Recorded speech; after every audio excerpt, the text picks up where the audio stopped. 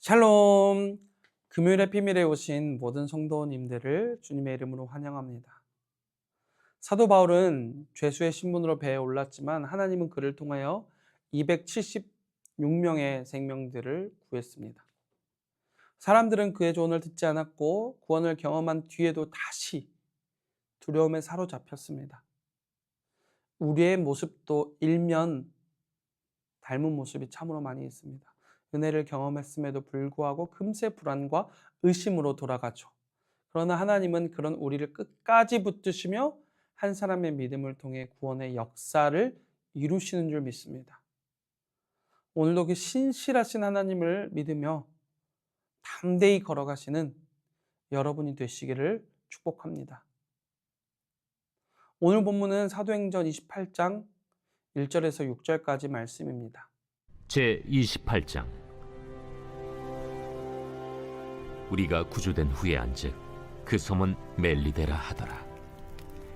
비가 오고 날이 차매 원주민들이 우리에게 특별한 동정을 하여 불을 피워 우리를 다 영접하더라. 바울이 나무 한 묶음을 거두어 불에 넣으니 뜨거움으로 말미암아 독사가 나와 그 손을 물고 있는지라.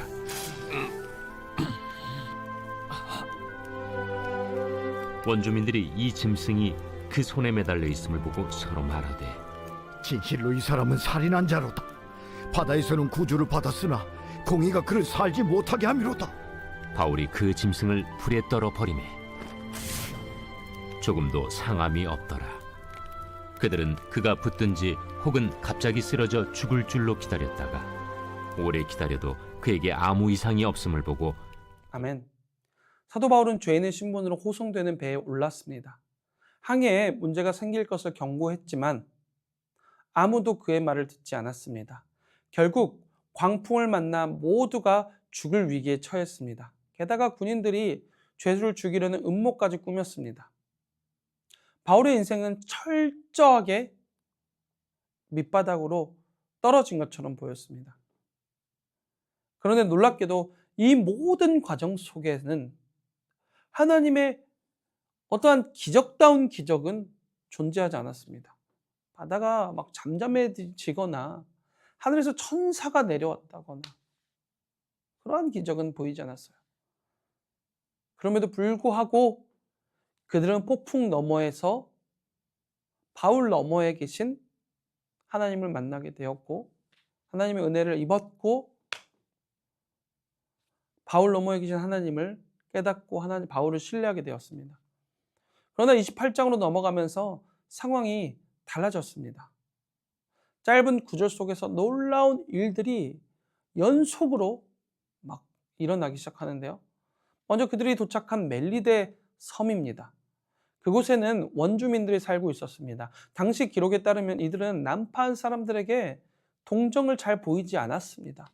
그런데 어찌된 일인지 그들에게는 달랐습니다. 그들은 바울 일행에게 따뜻한 동정을 베풀어 주었고 불을 피워주며 몸을 녹일 수 있도록 도와주었습니다. 성경은 그 이유를 설명하고 있지는 않습니다. 누가 설득한 것도 아니고 누가 특별한 행동을 한 것이 아닙니다. 그저 그들이 특별한 동정을 베풀었다라고만 기록하고 있을 뿐입니다. 하나님께서 그들의 마음을 움직이셨다고 저는 믿고 있습니다. 평소와는 다르게 반응하도록 그들의 마음을 주관한 것이죠. 또 한 가지 놀라운 일들이 있는데요. 바울이 불가에 나뭇가지를 던지려다가 독사에게 물렸습니다. 오늘 이 장면을 본 원주민들은 저 사람은 분명 죄인이야. 결국 심판을 받는구나 라고 생각을 했습니다. 하지만 사도 바울은 털끝도 상하지 않았습니다. 붙지도 쓰러지지도 죽지도 않았습니다. 그들이 알던 이 세상의 법칙이 있었습니다. 원주민들이 가지고 있었던 생각, 세상의 법칙, 논리가 있었어요. 그런데 그것들이 무너지는 순간들이었습니다.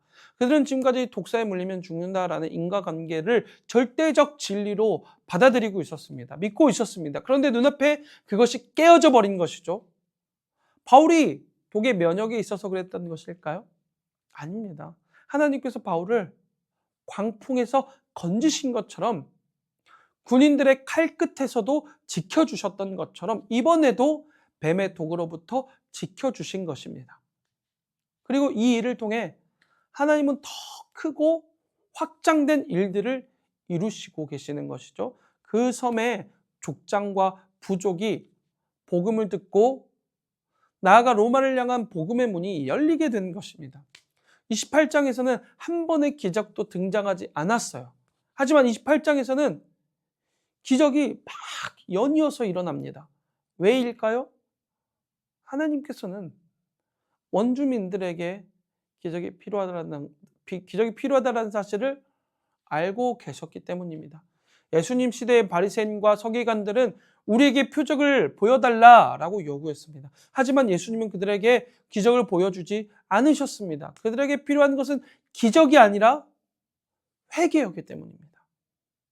기적을 아무리 보여준다 할지라도 예수님을, 그분을 보내신 하나님을 믿지 않았기 때문입니다. 성도 여러분, 오늘 우리에게 필요한 것은 무엇일까요? 당장 눈앞에 펼쳐진 기적들, 나를 좀 더 낫게 할 것들이, 드라마틱한 것들이 필요한 것일까요? 아니면 이미 우리에게 주어진 은혜를 바라보며 회개하는 것일까요?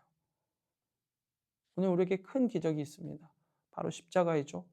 십자가를 통해 오늘 우리는 더 이상 정죄함을 받지 않고 죄와 저주에 매여 있지 않습니다. 십자가가 우리 인생 가운데 가장 완전한 기적이에요.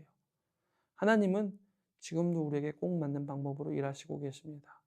어떤 때는 조용하게, 어떤 때는 놀랍게, 크게, 작게. 그러나 언제나 우리를 향한 사랑으로 일하는 것이죠. 사랑하는 평안의 성도님들, 오늘 하루를 살아가며 기적이 없다고 낙심하지 마십시오.